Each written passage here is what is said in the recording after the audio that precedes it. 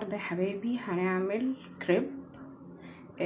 كوبايتين دقيق، كوبايتين لبن، بيض.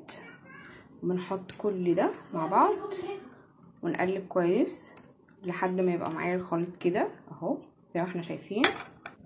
بناخد الخليط ده كده اهو زي ما احنا شايفين، وبيكون مسخنين طاسه جامد كده اهو زي ما انا شايفه. بحط الخليط بتاعي كده اهو، احط ملح وفلفل وكل حاجه في الخليط، وادي القوام بتاعه اهو. ابتدي اعمل كده، هلفها اهو زي ما احنا شايفين.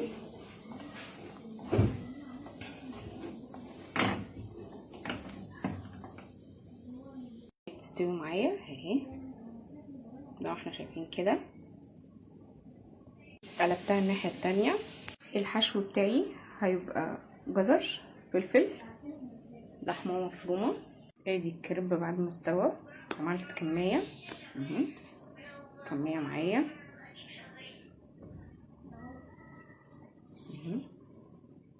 سوينا اللحمه المفرومه وهننزل بالحاجه. وانا حطيت شويه جبنه مبشوره معايا، وادي الجزر.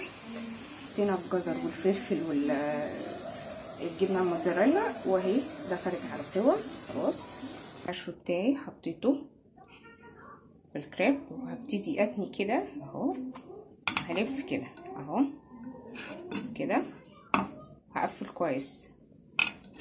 عشناه وحطيناه في الصينيه، وهننزل عليه بصوص طماطم اهو، موتزاريلا اهي،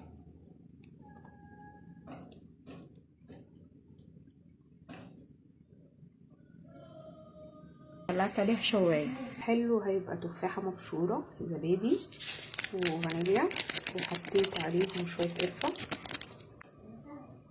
اكل الحادق لما طلع من الفرن دي الحلو.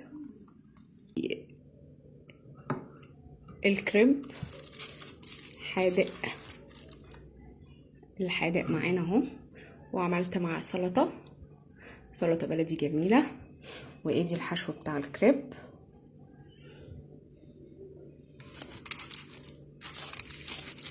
اهو،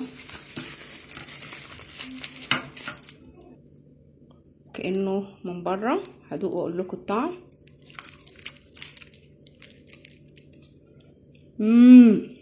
واو تحفه. ادي الكريب الحلو، حطينا معاه شرايح تفاح وشويه مكسرات، وحطيت عليه عسل.